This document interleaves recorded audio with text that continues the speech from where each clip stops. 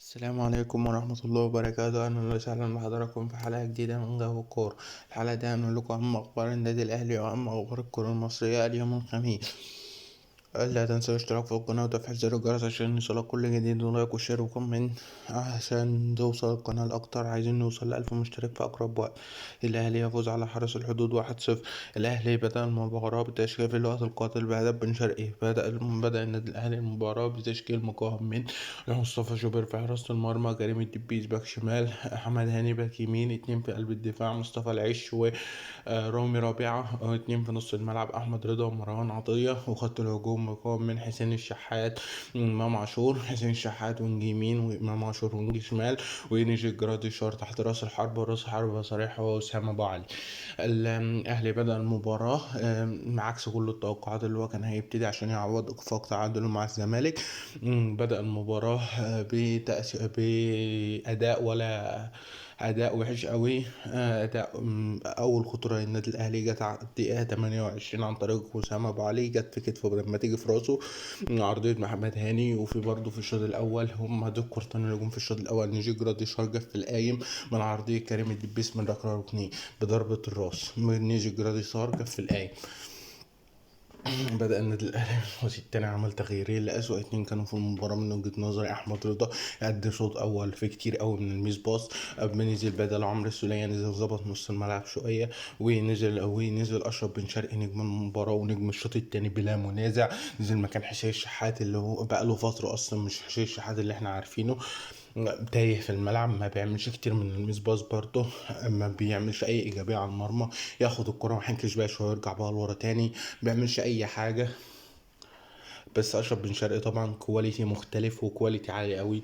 بدأ المباراة عمل كذا عرضية، رقص كذا ترقيصة، عمل العرضية لوسام عملها بره القايم اللي جت الدقيقة 8 الدقيقة 93. عرضية من عمر كمال عبد الواحد خدها على صدره وحطها بالراحة خالص. ده فرق الكواليتي ما بينه وما بين أي حد بيلعب حواليه في النادي الأهلي وفي الدوري المصري عموما، أعلى كواليتي في الدوري المصري. دي كانت ملخص يعني مباراة الأهلي كده وحرس الحدود. وطبعا فاز ونزل كمان، كان في تغييرين كمان، نزل أشرف داري مكان إمام عاشور، ونزل عمر كمال مكان محمد هاني اللي ما كانش موافق برضه النهارده. بقى دي كانت ملخص صريح كده لمباراة امبارح. اما الاسماعيلي، تعالى برضه نقول لكم ملخص مباراة امبارح. المباراة اللي اتلعبت امبارح، نتائج مباراة امبارح كلها. يبقى احنا حرس الحدود طبعا الاهلي فاز على حرس الحدود 1-0.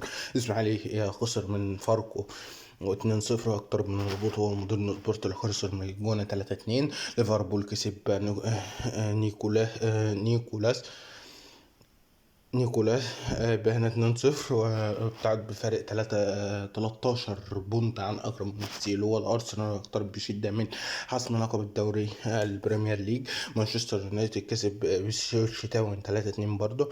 نوتنجهام فورست تعادل هو الأرسنال 0-0. توتنهام ومانشستر سيتي 1-0 بهدف هالاند. وشاهد المباراة ظهور عمر مرموش برضه، بس خرج في الدقيقة 60 تقريبا ونزل بدله فودن.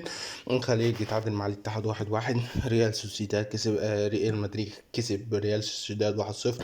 اليوفنتوس اتعادل مع نابولي. وباريس سان جيرمان كسب فريق 7-0 اللي هو فريق في الدوري الفرنسي. الناس دي كانت نتائج مباراة اليوم. تعالى نقول لكم برضو أهم أخبار كده على السريع. محمد صباحي حكم مباراة الزمالك وزد اليوم في الساعة 7. وفي برضو ماتش بيراميدز بيراميدز والاتحاد السكندري. في فيديو اصلا على القناه عن لقاءات الجوله ال17. لا تنسى روح شوفه، ولا تنسى اشتراك في القناه وتفعيل زر الجرس عشان يوصلك كل جديد. ناصر ماهر في قائمه الزمالك لمباراه زد اليوم بالدوري بعد ما اتطرف في مباراه الاسماعيلي. وغاب عن مباراتين اتنين، بتروجيت والاهلي. بتروجيت اتعادل والاثنين اتعادلوا فيهم الزمالك 1-1. الفيفا يعلن ايقاف القيد عن نادي بيراميدز بسبب حد اجنبي كان عندهم من المستحقات. الزمالك يشكو برنامج حارس الاهلي مجلس الاعلى للاعلام. انا عايز افهم بس، هو الزمالك ملوش صحابي يسالوا عليه كل اي حاجه يقعد يشكو ويعمل؟ يعني بيدافع عن الجمهور اللي شتم امام عاشور، يعني الجمهور غلطان وهو بيدافع عنه كمان. طب حارس الاهلي عمل ايه؟ ما عملش حاجه. قول لي غلطه حارس الاهلي عملها. ما علينا. هو يعني الزمالك والله ما اعرف ماله كده. اليوفنتوس الفيفا يعلن ايقاف القطع ضد بيراميدز قلناها. اليوفنتوس يودع كاس ايطاليا من ربع النهائي امام نابولي. وليفربول يفوز على نيكولاس زي ما احنا قلنا. في برضه شويه تصريحات كده لحلم طولان. تصريحات لحلمي طولان المتحدث الرسمي باسم اللجنة الفنية في اتحاد الكرة: دراسة تقليل عدد اللاعبين الأجانب والمحليين. اللجنة الفنية تدرس اقتراح حسن فريد بشأن تقليل عدد اللاعبين الأجانب وتقليص القوائم الأندية، والهدف منه هو تخفيف الأعباء المالية، وخاصة أن المصروفات أصبحت مرتفعة جدا وتؤثر على الأندية الجماهيرية. الاهلي رد على اقتراح المطلوبان. الاهلي يرفض تقليل فكره عدد الاجانب في الموسم المقبل، خصوصا ان النادي يرتبط بعقود طويله الامد للاعبين الاجانب الموجودين عنده، زي اشرف بن شرقي عقد موسمين. تريزيجيه، لا تريزيجيه مصر مش اجنبي. من تاني أجنبي في الجرادي شهر عقده برضو كتير. وأسامة أبو علي لا أبو أسامة أبو علي فلسطيني بس محسوب أجنبي، محسوب مصري. أشرف داري عقده 5 سنين. يحيى الله إعارة أصلا ممكن ما يجدد فيه مش مشكلة. مين تاني؟ ديانج برضه عقده فيه لسه فيه كتير، ما هو لسه عزيمة النادي الأهلي. تطبيق قانون اللعب المالي النظيف ضرورة وضع دي بقت تصريحات حلمي طولان. تطبيق قانون اللعب المالي النظيف وضرورة وضع قانون يلزم الأندية بالإعلان عن الميزانيات وفرض عقوبات على الأندية التي تتجاوز في ميزانيتها، مثل ما حدث مع اليوفنتوس الإيطالي سابقا. جودة اللاعبين الأجانب وتأثيرها على اللاعبين المصريين. مصر لا تتعاقد مع لاعبين الأفارقة لأنهم ينتقلون إلى أوروبا. اللاعبين الأجانب في الدوري المصري غالبا من الفئة الثالثة أو الرابعة، ومما يغلق فرصة أمام المواهب المصرية. الاتجاه الحالي هو تقليل عدد الأجانب إلى 3. تأثير التفاوت المالي بين الأندية. بعض الأندية قدر على التعاقد مع 8 لاعبين، بينما أندية أخرى لا تستطيع التعاقد مع أي من اللاعبين الأجانب.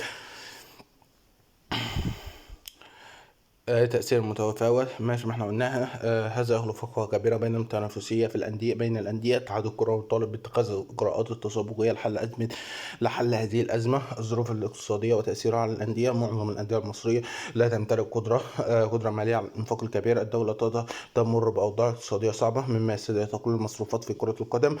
6. إشادة بصفقات الزمالك. ساعد بتعاقد الزمالك مع صلاح مصدق ومحمود بنتايج. هذا هو المستوى المطلوب في المحترفين في الدوري المصري. والاهلي برضه عنده محترفين جامدين. عندك اشرف بن شرقي، عندك اشرف تاري كواليتي عالي، بس هو لسه ما خدش ماتشات اصلا. يحيى الله دولي مغربي ولعب كاس العالم. ما علينا.